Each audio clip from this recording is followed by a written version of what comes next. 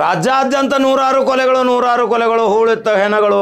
ಎಲ್ಲೆಲ್ಲಿ ಹೆಣಗಳು ಸೋತಾರ್ರಿಪ್ಪ, ಎಲ್ಲೆಲ್ಲಿ ಹೆಣ ಓದ್ತಾರೋ, ಯಾವ ಒಬ್ಬ ಅಂದು ಹೆಣ ತೆಗಿತಾನೋ ನನಗಂತೇಳಿ ನಮಗೆ ಮಾತಾಡಬಾರ್ದಂಗೆ ನಮ್ಮ ಬಾಯಿಗೆ ತಂದಾರ್ರಿ ಇಂಜೆಕ್ಷನ್ನ. ನಾವು ಸುಮ್ಮ ಕೂತೇವಿ.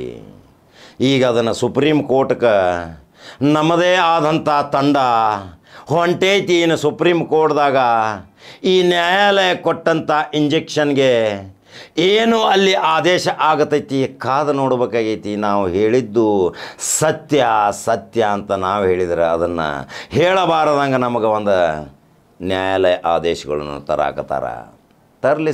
ಸತ್ಯವೇ ಯಾವಾಗಲೂ ಸತ್ಯವೇ ಆಗುವುದಿಲ್ಲ. ಆದರೆ ನರಸತ್ತ ಮಾಧ್ಯಮಗಳು ಇವತ್ತು ಕೋಟಿ ಹಣ ತಿಂದು ಆ ನೀಚ ಮಾಧ್ಯಮಗಳು ಇವತ್ತು ಏನು ಮಾಡಕತ್ತಾವ?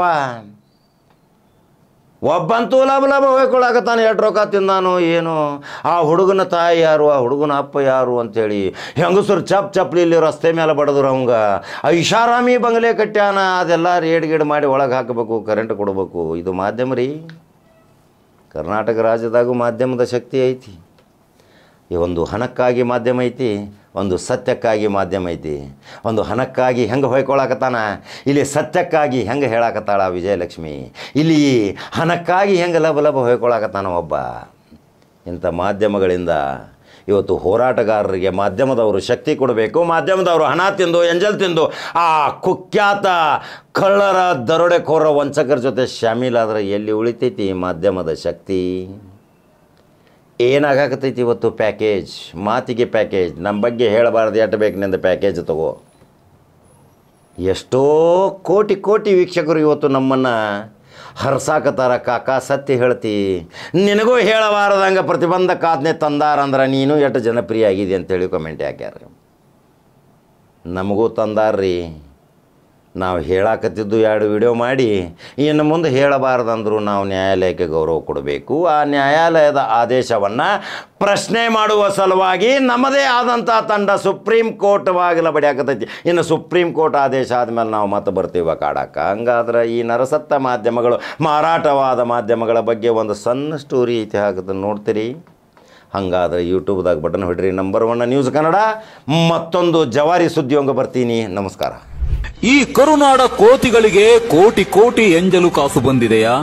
ಸೆನ್ಸೇಷನ್ ನ್ಯೂಸ್ ಆಗಬೇಕಿದ್ದ ಧರ್ಮಸ್ಥಳದ ಪ್ರತ್ಯಕ್ಷ ಸಾಕ್ಷಿಯ ಬಗ್ಗೆ ಬಾಯಿ ಬಿಡದೆ ಎಲ್ಲವನ್ನ ಮುಚ್ಚಿಕೊಂಡು ಕೂತಿರೋ ಈ ಬೇವರ್ಸಿಗಳಿಗೆ ಆ ವಿಷಯವನ್ನ ಪ್ರಸ್ತಾಪ ಮಾಡದಂತೆ ಕೋಟಿ ರೂಪಾಯಿಗಳ ಸಂದಾಯ ಆಗಿದೆಯಾ? ಸೂಟ್ ಕೇಸ್ಗಳು ಮನೆ ಬಾಗಿಲು ತಲುಪಿದೆಯಾ?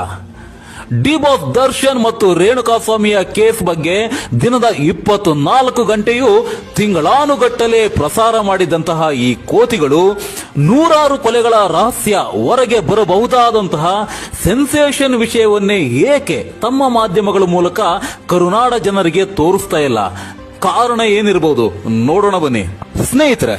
ಧರ್ಮಸ್ಥಳದ ಪ್ರಕರಣ ಮತ್ತೆ ಕರ್ನಾಟಕದಲ್ಲಿ ಕೋಲಾಹಲ ಉಂಟು ಮಾಡ್ತಾ ಇದೆ.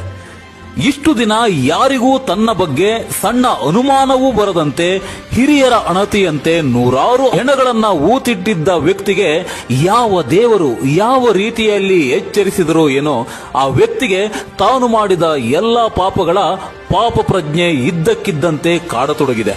ಹೌದು, ಧರ್ಮಸ್ಥಳದಲ್ಲಿ ಸ್ವಚ್ಛತಾ ಕಾರ್ಮಿಕನಾಗಿ ಕೆಲಸ ಮಾಡ್ತಿರ್ತಕ್ಕಂಥ ಈ ವ್ಯಕ್ತಿ ಕೊಲೆಗಾರರ ಒತ್ತಡದ ಮೇರೆಗೆ ಹಲವಾರು ಶವಗಳನ್ನ ಹೂತು ಹಾಕಿದ್ದು ಅವುಗಳನ್ನ ಹೊರತೆಗೆದು ತೋರಿಸ್ತೇನೆ ಅಂತ ಜುಲೈ 4ರಂದು ಪೊಲೀಸರಿಗೆ ದೂರು ನೀಡಿದ್ದ. ಹಾಗೆಯೇ ಕೋರ್ಟ್ಗೆ ಹಾಜರಾಗಿ ನ್ಯಾಯಾಧೀಶರ ಮುಂದೆಯೂ ಸಹ ತನ್ನ ಹೇಳಿಕೆಯನ್ನ ನೀಡಿದ್ದಾನೆ.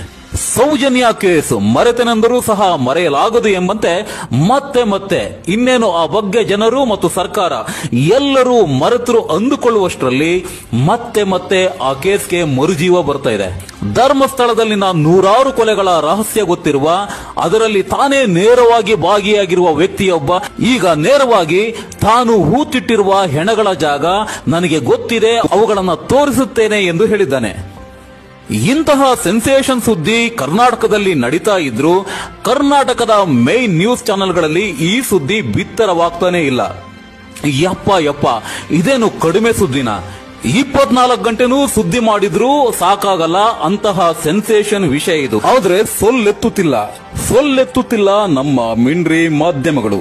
ಕಾಮುಕ ರೇಣುಕಾಸ್ವಾಮಿ ಹತ್ಯೆಯಲ್ಲಿ ಡಿ ಬಾಸ್ ದರ್ಶನ್ ಭಾಗಿಯಾಗಿದ್ದಾರೆ ಎಂದು ಆ ವಿಷಯವನ್ನ ದಿನದ 24 ಗಂಟೆಯೂ ತಿಂಗಳಾನುಗಟ್ಟಲೆ ಪ್ರಸಾರ ಮಾಡಿದ ಕನ್ನಡದ ಪ್ರಮುಖ ಸುದ್ದಿ ಮಾಧ್ಯಮಗಳಾದ TV9, ಸುವರ್ಣ ನ್ಯೂಸ್, ಪಬ್ಲಿಕ್ ಟಿವಿ ಮತ್ತು RTV ಗಳು ಈ ಸುದ್ದಿಯನ್ನ ಅಂದ್ರೆ ಧರ್ಮಸ್ಥಳದ ಪ್ರಕರಣದ ಪ್ರತ್ಯಕ್ಷ ಸಾಕ್ಷಿಯ ಸುದ್ದಿಯನ್ನ ಕರ್ನಾಟಕದ ಜನರ ಮುಂದೆ ಇಡ್ತಾನೆ ಇಲ್ಲ.